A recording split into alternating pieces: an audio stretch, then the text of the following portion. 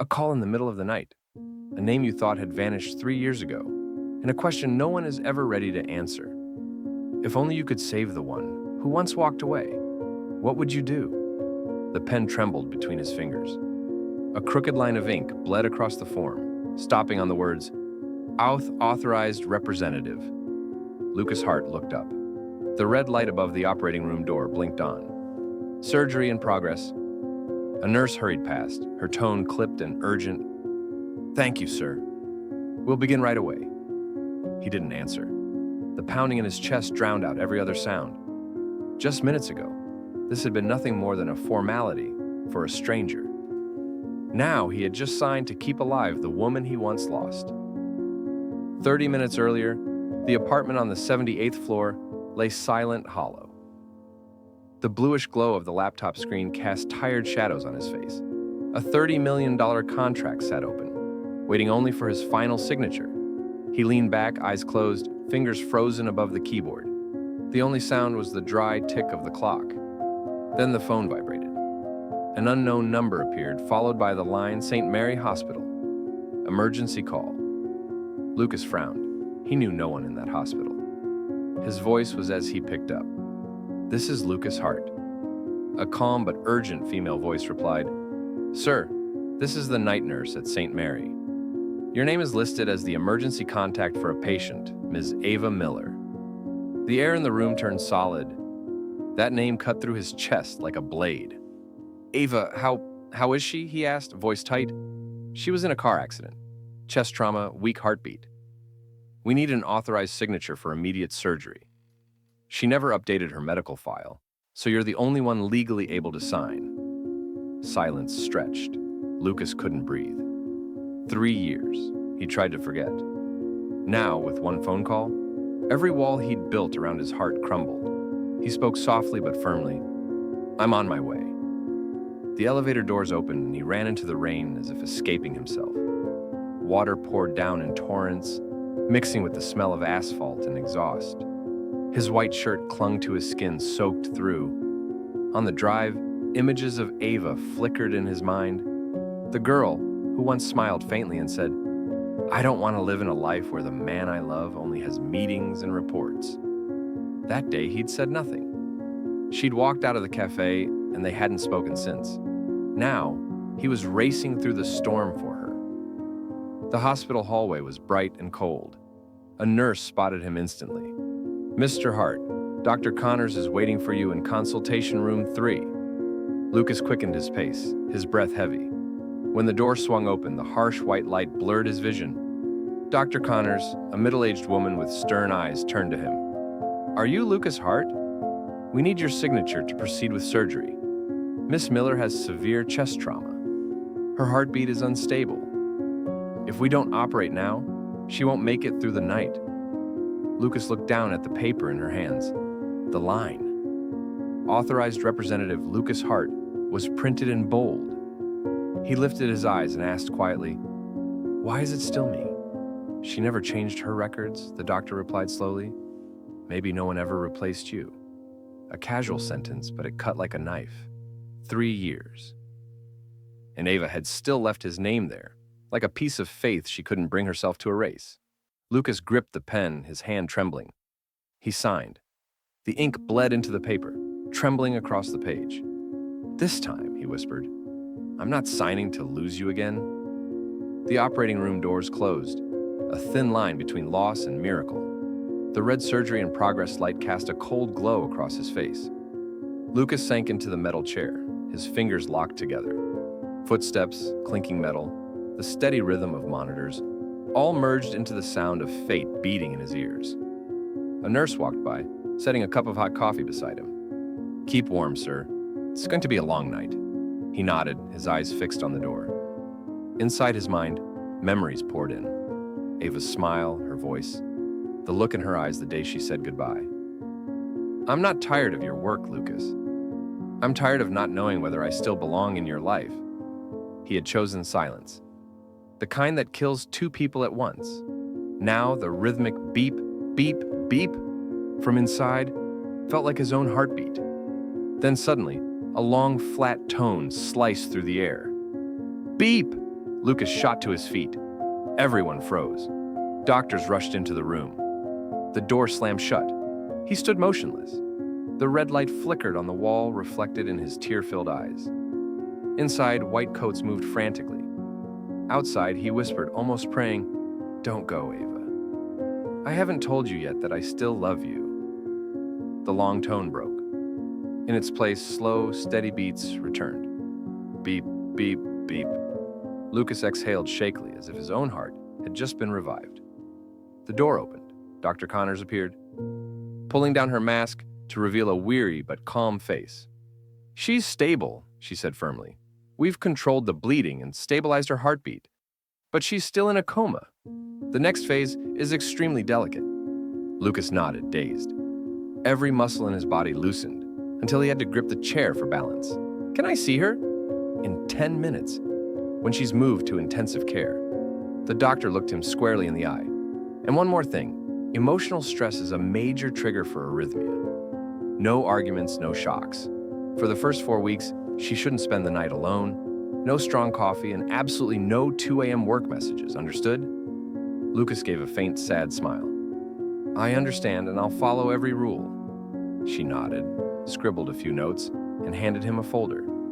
"This is the temporary medical proxy authorization. Her family can amend it later, but for now, you're still the decision maker. Finance will send the estimated cost of surgery soon. Don't panic. Just focus on her recovery." He took the folder, pausing when he saw the words. "Emergency medical proxy, temporary at the top." Another kind of signature, heavy in a different way. Nurse Cooper brought him a thin jacket and a cup of warm water. "It's cold inside," she said gently. "And sir, you should contact her family, at least her sister."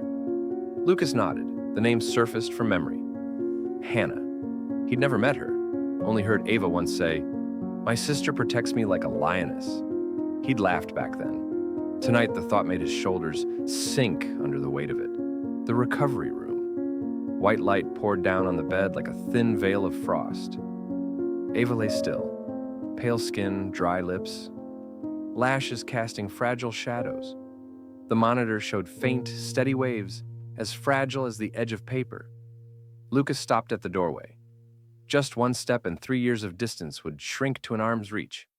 He walked closer, hesitating before gently resting his hand over hers. Cold, but not lifeless.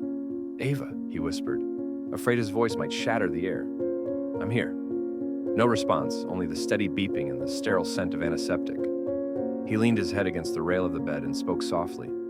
"For 3 years, I learned everything to become the best man in the boardroom. But it turns out, the only thing I ever needed to learn was how to stay in a room." The door opened quietly. A tall woman with neatly tied hair stepped in. Her eyes, sharp as blades, scanned Lucas, then softened when they landed on Ava. "Hannah." Lucas straightened. "I know who you are," she replied without greeting. "Good news, my sister's alive. Bad news, that doesn't make you a hero." Lucas didn't defend himself. "I didn't come for credit. I came to take responsibility." Hannah gave a half smile, one that didn't reach her eyes. "Responsibility? When my sister had to call herself a cab to the ER twice because of those work emails that made her heart race. When she sat in the kitchen shaking, staring at your name flashing on her phone, but too afraid to call. Each word pushed Lucas back, not by steps, but by memories." He swallowed hard. "You're right. I wasn't there, and no excuse will ever be enough." Hannah looked at him a moment longer, anger fading into the exhaustion of someone who hasn't slept. "Listen carefully, Lucas Hart. I'm here to protect my sister. If you become a source of stress, I'll have you legally removed from this room. Understood?" "Understood," he said steadily. "If someone needs to leave so her heartbeat stays calm, it'll be me. But give me a chance to prove the opposite." The heart monitor suddenly spiked. Nurse Cooper entered at once, voice calm but firm. "Please lower your voices. The patient is sensitive to sound and stress. If you must argue, do it outside." Hannah and Lucas both stepped back. A thick silence filled the space. The nurse adjusted the monitor, then looked at them with the calm authority of a stern but kind teacher. 30-day rule, she said. No arguing by the bedside. No sudden bad news. No empty promises. Only real actions. Medication schedule, diet, sleep hours. Whoever can follow that stays. Whoever can't leaves. Clear. Hannah exhaled. Clear, clear. Lucas echoed. The beeps slowed, returning to a steady rhythm. Hannah pulled up a chair opposite him, eyes fixed on her sister's face. She's someone who forgives easily, Hannah murmured softer this time. Except when it comes to herself, and maybe when it comes to you. I'm not asking for forgiveness, Lucas said quietly. I'm asking for time. A soft breath from which of them, no one could tell. Outside, the rain shifted rhythm as if the city itself had calmed its anger. A short meeting in the hallway. Dr. Connors handed them a printed recovery plan. The bullet points clear and strict. Heart rhythm medication. Fixed schedule. Deep breathing exercises 3 times a day. No heavy work. No shocking news. Minimal social media. 1 family member must stay overnight during the first week. Any signs of dizziness, rapid heartbeat, shortness of breath, press the call button immediately. She looked between them. I don't care what history lies between you. Right now, the patient needs stability. If it's not you, it'll be her sister. If not her sister, then a nurse. But ideally, it's family. You two figure it out. Hannah met Lucas's gaze. I'll stay tonight. I'll take tomorrow, Lucas said quickly. And the nights after, if needed. Dr. Connors nodded, satisfied with their immediate answers. One more thing, she added gently. Her personal belongings were sealed at intake. There's an envelope marked private. Recipient Lucas Hart. I thought you should know. Whether you open it, that's up to you both. Hannah turned sharply to Lucas. What envelope? I don't know, he said honestly. Then don't open it. Her eyes hardened. Not in front of me, and not before she wakes up. Lucas nodded.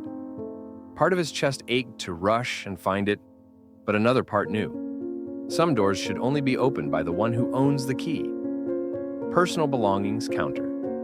The clerk handed him a clear plastic bag, a wallet, car keys, a pen clipped to a worn leather notebook, a phone with a shattered screen, and a sealed brown envelope. 3 words scrolled in haste on the top corner. Lucas Hart. His fingers brushed to the edge of the envelope. He could feel the uneven crease, a fold made in a hurry. In his mind, Ava's voice replayed like a distant recording. Don't stay up too late. Do you ever miss me? If one day I disappear, would you notice? Would you like us to store these or send them to the patient's room? The clerk asked. Send them. Lucas paused. No, I'll take them. I'll give them to her when she wakes up. He slipped the envelope into the inner pocket of his jacket, as if keeping another heart beside his own. When he returned to the recovery room, he opened the door quietly. Hannah was adjusting the blanket for Ava. Her movements clumsy but gentle. The way someone who'd spent a lifetime fixing engines or chasing invoices now tried to cradle a kitten without scaring it. I'll just sit, Lucas said, pulling his chair back a little. No talking, no pressure. Just here. Hannah looked at him, her gaze softer than before. Then stay here as the calmest person in the room. Don't make her the one who has to comfort you, I promise. Hours passed. The lights dimmed. Outside, the rain thinned, then stopped completely. Lucas took out a blank sheet of paper, wrote a few lines, his handwriting crisp and deliberate, like a contract. But this time, it sold nothing. Don't leave the room when things get hard. Don't let silence replace an apology. Each morning ask, are you okay today? And really listen, even if the answer is no. He placed the paper beneath a glass of water, a pledge unframed, uncertified. Beep, beep. The machine's rhythm was calm, like breathing. Hannah had fallen asleep in the chair, hands clasped. Lucas gently pulled a blanket over her, then turned back to Ava. I'm here, he whispered, not going anywhere.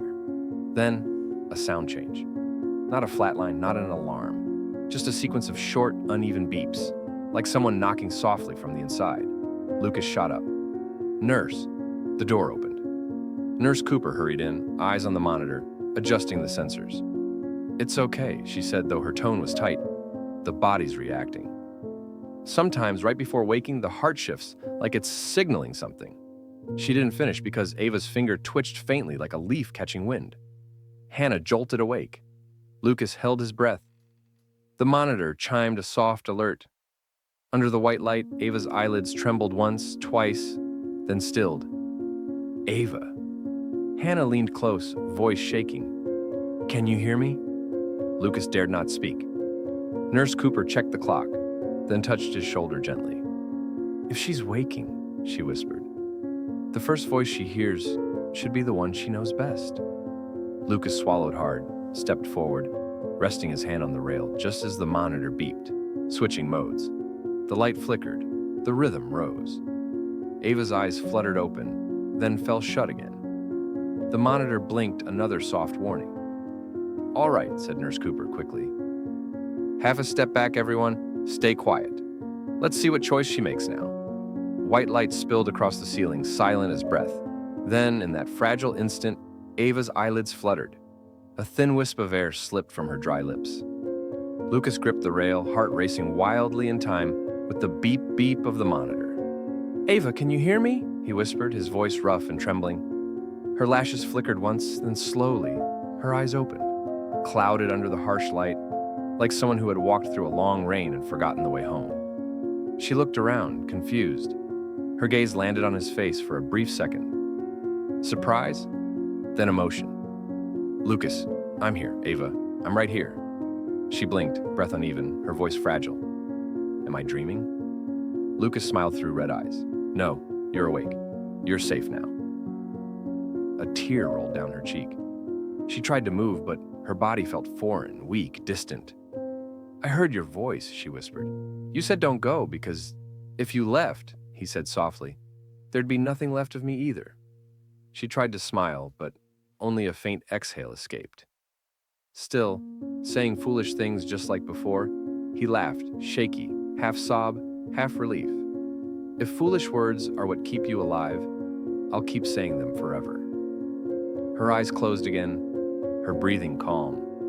He watched her, overcome by a tenderness so deep it hurt, as if the last 3 years had only been a long dream, leading back to this moment. The next morning, recovery room. Soft sunlight filtered through the blinds, painting her pale face in a thin warmth. The heart monitor ticked steadily, slow, deliberate, like the clockwork of fate. Lucas sat beside her, still in the same wrinkled shirt from the night before. He watched her quietly, afraid that if he blinked, she might fade again. Ava opened her eyes, weak but aware. "You're still here?" she asked, her voice dry, faint. "Yeah." "Why?" "Because this time," he said gently, "I chose to stay." She looked up at the ceiling, silent. After a while, she murmured, "I don't know whether to thank you or be angry at you. You know, when the car lost control, the first thing I thought about wasn't dying. It was regret that I hadn't updated my medical records." Lucas frowned. "To erase my name?" She nodded faintly. "Yes, but I guess the universe had other plans." He smiled sadly, knowingly. "Maybe. Or maybe someone up there decided you still had something left unfinished with me." Ava turned her head, her eyes deep and uncertain. "I don't know if I can trust you again, Lucas, but when I heard your voice, I wasn't afraid anymore." He bowed his head slightly, his tone gentle as a breath. "Then let me keep it that way. Not with promises, but by staying every single day." A single tear slipped from the corner of her eye. Neither of them could tell if it was from pain or the fragile act of believing again. The door opened softly. Dr. Connors entered carrying a patient file. She smiled faintly. Her waking up is a miracle. The heart's responding well. If no one had signed in time, she might not have made it. Lucas nodded quietly. The doctor looked at him, warmth in her gaze. "Not everyone gets the chance to make things right, Mr. Hart. You're lucky," he replied softly, almost to himself. "No, doctor. She's the one who gave me that chance." Afternoon. Rain fell gently outside. Drops tapped against the window like the ticking of time. Lucas sat beside the bed, holding the worn notebook he'd found among AA's things. On the last page were a few unfinished lines, written in hurried strokes. If one day I disappear, the first person they'll call will be you. Because even if we've gone our separate ways, I still believe you'll come. He closed the notebook slowly, a lump tightening in his throat. Beside him, Ava slept, breathing soft and even. He took her hand, feeling the faint pulse beneath her skin, and realized that within the sound of rain, every drop echoed his heartbeat, beating in rhythm with hers. The door swung open. A sharp but anxious voice cut through the quiet.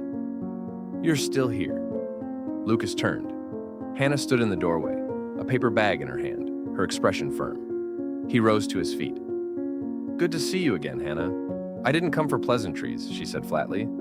"I came to make sure my sister's safe." Her gaze softened for a moment as she looked at Ava, then hardened again when she faced Lucas.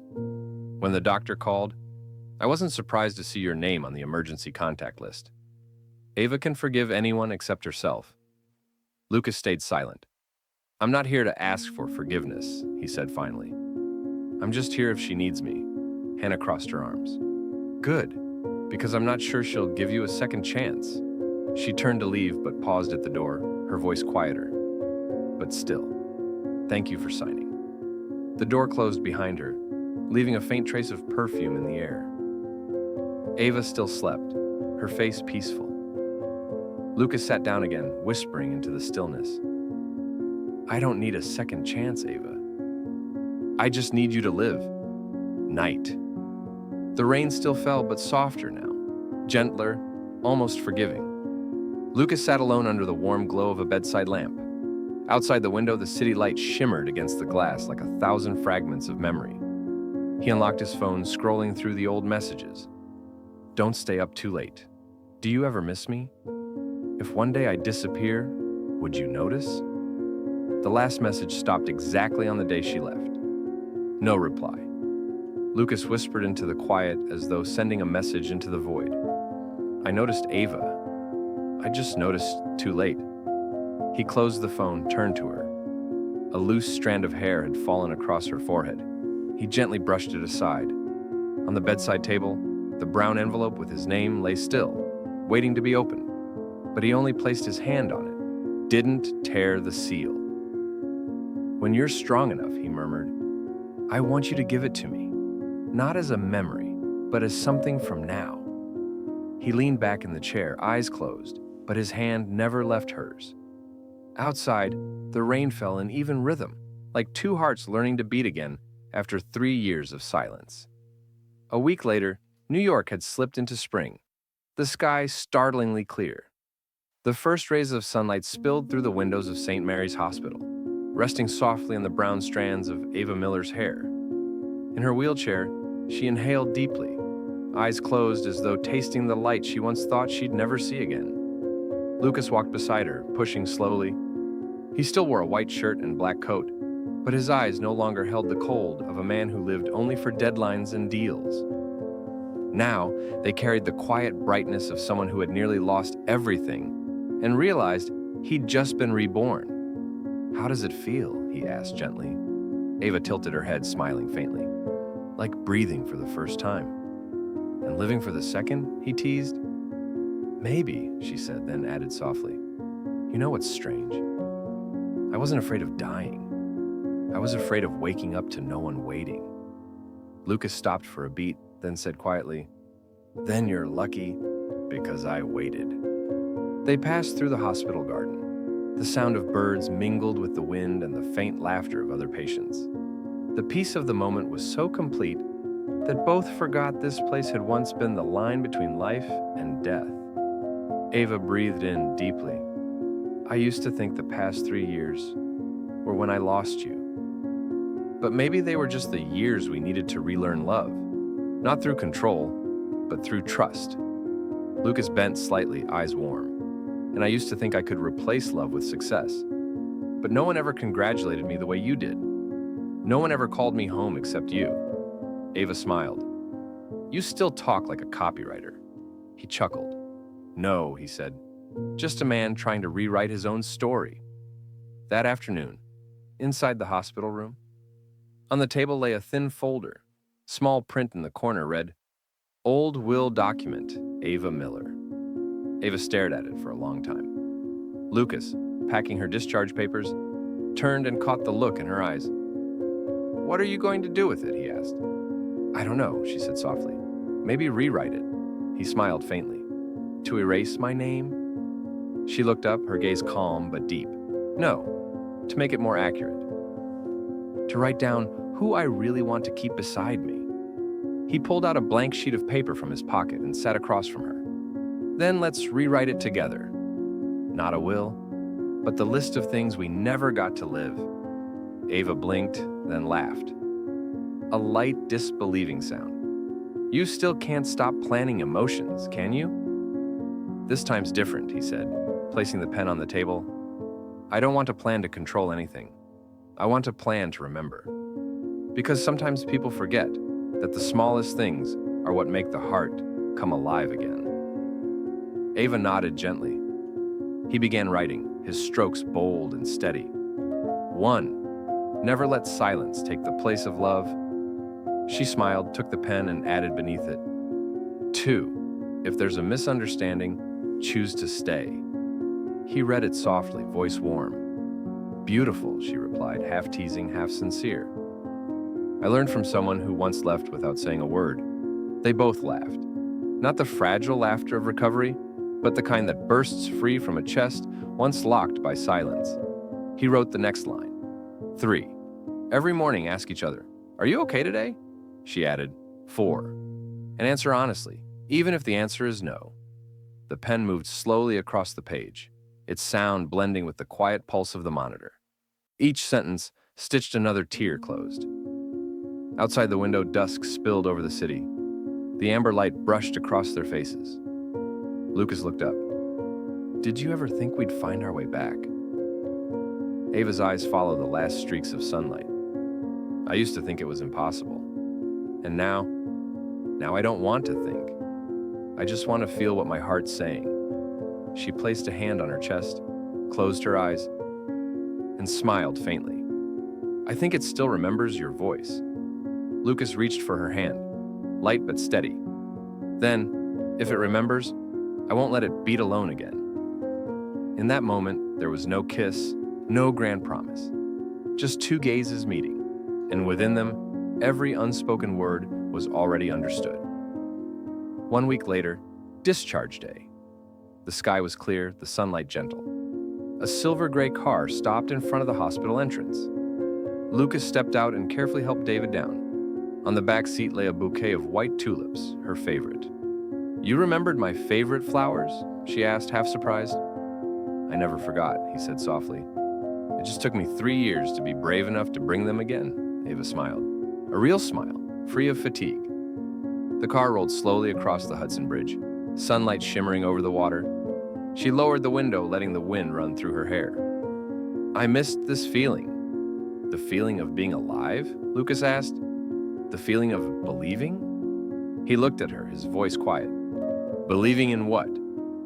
"That sometimes the one who hurt you the most is also the only one who makes you want to live again."